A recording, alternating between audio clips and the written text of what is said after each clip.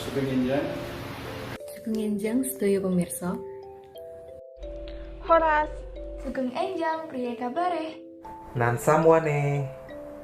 piye kabare? Apa kabar? Halo, kepriwe kabare? Uni udah, baa kabah. Halo sedulur, kepriwe kabare? Apik mbok? Sugeng Enjang, pripon kabare? Perkenalkan, nama aku Nur Hadini Kartini Syam. Kalian bisa panggil aku Dini, dan di sebelah aku ada... Halo, nama saya Liva Nasya Ramadhani, biasa dipanggil Nasya.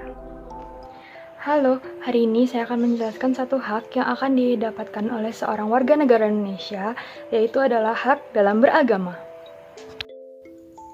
Hak beragama tertulis jelas pada Undang-Undang Dasar 1945, Bab 11 tentang agama pasal 29 ayat 1 dan 2. Ayat 2 menyatakan bahwa negara menjamin kemerdekaan tiap-tiap penduduk untuk memeluk agamanya masing-masing dan untuk beribadah menurut agamanya dan kepercayaannya itu. Lalu, apa saja ya agama yang dapat saya pilih di Indonesia? Ada 6 agama.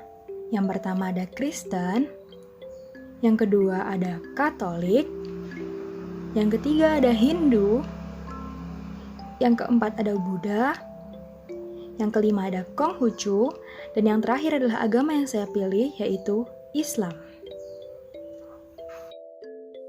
Nah, sehubungan dengan hak saya untuk memilih agama, saya juga memiliki hak untuk berpakaian dan juga beribadah sesuai dengan agama saya.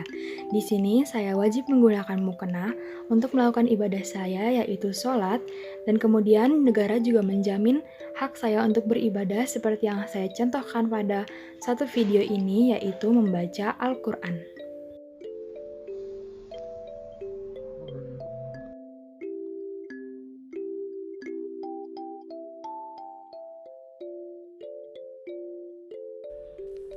Nah, setelah penjelasan hak tersebut, kita tidak boleh lupa ya dengan kewajiban kita.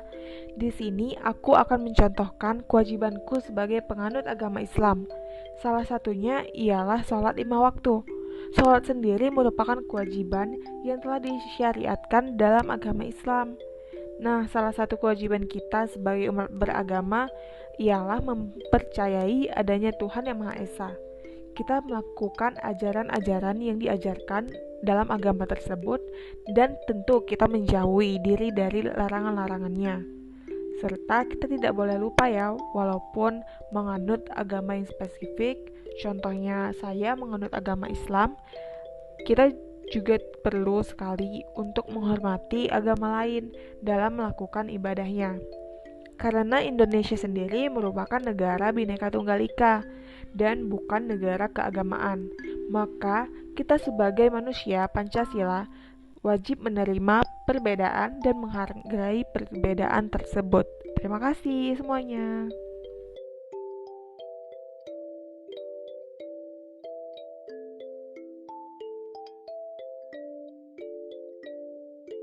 Perkenalkan, nama saya Anggita Zara Primasi Santosa, bisa dipanggil Anggita.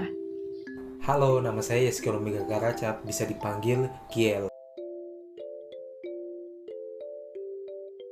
Yang kedua ialah hak untuk mendapatkan pendidikan yang tertera pada pasal 31 ayat 1 dan 2 Undang-Undang Dasar tahun 1945. Pada ayat 1 disebutkan bahwa setiap warga negara berhak mendapatkan pendidikan, dan pada ayat kedua, setiap warga negara wajib mengikuti pendidikan dasar dan pemerintah wajib membiayainya. Jadi kita tahu bahwa seluruh warga negara Indonesia berhak mendapatkan pendidikan tanpa terkecuali. Dengan demikian tidak ada perbedaan dari segi latar belakang maupun tempat tinggal wilayah mereka. Semua berhak mendapatkan pendidikan yang sesuai dengan standar yang telah ditetapkan oleh pemerintah Indonesia dengan fasilitas pendidikan yang sama dan akses pendidikan yang merata di seluruh wilayah Indonesia. Dengan hal itu, pemerintah memiliki program wajib belajar selama 12 tahun yang harus kita lakukan, dan itu semua dibiayai oleh pemerintah guna mensukseskan program nasional dan juga tujuan nasional untuk mencerdaskan kehidupan bangsa sehingga negara kita dapat maju dan berkembang serta bersaing dengan baik dengan negara lain. Nah, di sini saya akan menampilkan kegiatan saya yang mencerminkan kewajiban saya sebagai seorang pelajar nasional Indonesia. Hai, namaku Yeskel Omega Karacap. Aku adalah mahasiswa baru tahun 2020. Kali ini aku akan memberitahukan kewajibanku sebagai pelajar atau mahasiswa nasional. Aku siap untuk mengerjakan tanggung jawabku sebagai mahasiswa. Ini adalah kewajibanku sebagai mahasiswa nasional, di mana di situasi pandemi seperti ini, universitas kami juga menyelenggarakan kegiatan pembelajaran secara online, yaitu melalui SSO Undip ACID. Aku pun tidak ketinggalan untuk mengikuti pembelajaran atau kuliah online melewati aplikasi ini. Bicara soal hak dan kewajiban, maka sudah sepantasnya apabila ada hak pendidikan, maka otomatis tentu saja ada kewajiban sebagai seorang pelajar, di mana sudah jelas bahwa kewajiban sebagai seorang pelajar tentu saja saya harus menyelesaikan segala tugas dan tanggung jawab saya dalam menyelesaikan materi-materi yang diberikan oleh Bapak Ibu dosen, dan juga serta mendengarkan segala materi yang disampaikan oleh mereka. Saya rasa dengan melaksanakan kewajiban saya sebagai mahasiswa, maka sudah sepantasnya saya juga ikut membela atau mengambil simpati sebagai warga negara Indonesia. Sebagai mahasiswa nasional yang berbudi luhur, saya juga tak lupa untuk selalu melakukan apa saja yang menjadi kewajiban saya. Walaupun mungkin terkadang terasa lelah atau apapun itu, tetapi saya tetap berusaha untuk menyemangati diri saya untuk tetap melakukan kewajiban saya sebagai mahasiswa nasional. Perkenalkan, nama saya Mahsa Wahyu Adristi, bisa dipanggil Mahsa. Perkenalkan, nama saya Nathan Arvin Trianda, biasa dipanggil Arvin. Saya akan menyampaikan hak yang dapat diterima oleh seorang warga negara. Salah satunya yaitu hak untuk mengeluarkan pendapat. Hak untuk mengeluarkan pendapat diatur dalam Undang-Undang Dasar Negara Republik Indonesia tahun 1945 pasal 28 yang berbunyi kebebasan berserikat dan berkumpul, mengeluarkan pikiran dengan lisan dan tulisan dan sebagainya diatur dengan undang-undang. Salah satu contoh penerapan hak dalam berpendapat terdapat dalam kegiatan diskusi. Dalam sebuah kegiatan diskusi, seluruh peserta diskusi memiliki hak untuk menyatakan pendapatnya. Mereka juga memiliki hak untuk didengarkan pendapatnya. Selain itu, mereka memiliki hak untuk menanggapi pendapat dari orang lain. Seluruh hak-hak tersebut berkesinambungan pula dengan kewajiban untuk menghargai pendapat orang lain serta kewajiban untuk tidak memaksakan kehendak terhadap orang lain. Jadi pada bagian ini saya ingin menjelaskan tentang kewajiban dalam menghargai orang berbicara. Ya, jadi dalam orang berbicara itu kita harus menghargai, kita mendengarkan dengan baik, tidak mencela. Nah, jika ingin memotong pembicaraan, kita sebaiknya dengan sopan dengan mengatakan interupsi. Ya, jadi itu adalah sopan. Halo, perkenalkan nama saya Sherry Amara, bisa dipanggil Sherry. Halo, perkenalkan nama saya Mahardika Purwaningrum, bisa dipanggil Dika. Di sini saya akan menampilkan suatu kegiatan yang mencerminkan seseorang untuk mendapatkan suatu kewajiban hidup layak, salah satunya yaitu dengan cara membuang sampah ke tempatnya.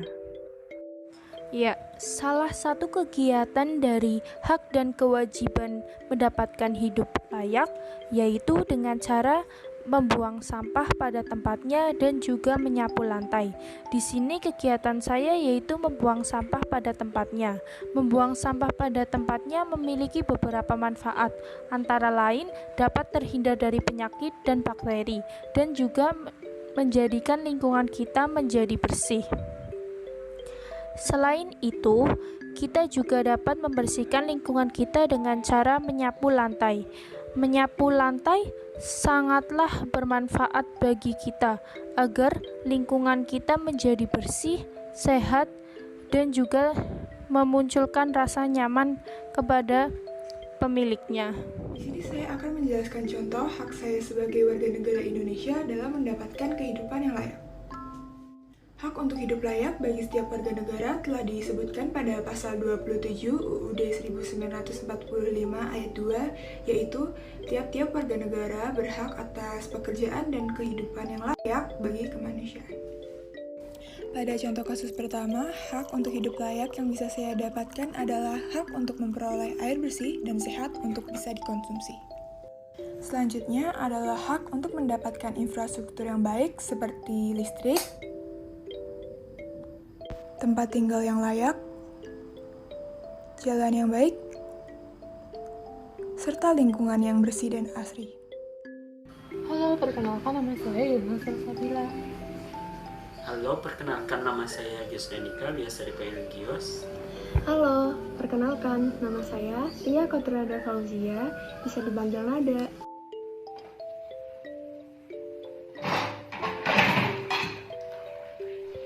Kewajiban di lingkungan keluarga, salah satunya adalah membantu orang tua, yang bisa dilakukan dalam bentuk mencuci piring.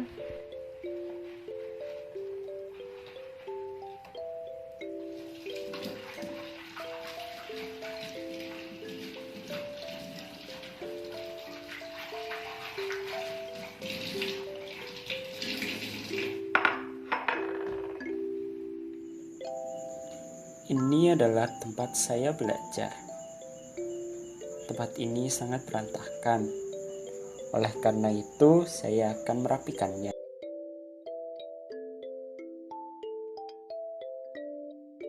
Pertama-tama, saya akan menaruh kemeja ini di tempat yang seharusnya.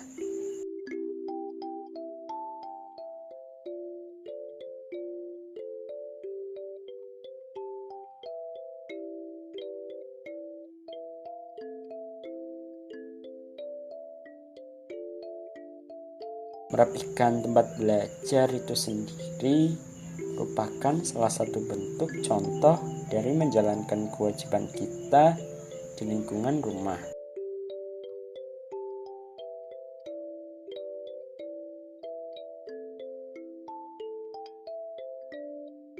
Merapikan tempat belajar itu sendiri bisa meringankan tugas-tugas orang tua di rumah.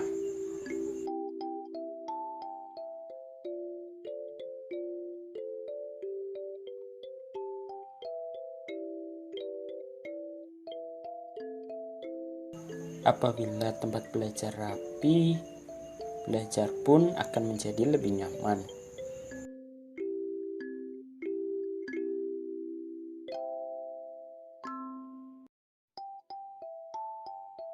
Sebagai seorang anak, sudah sepantasnya kita merapikan, merawat, dan menjaga apa yang telah orang tua berikan kepada kita.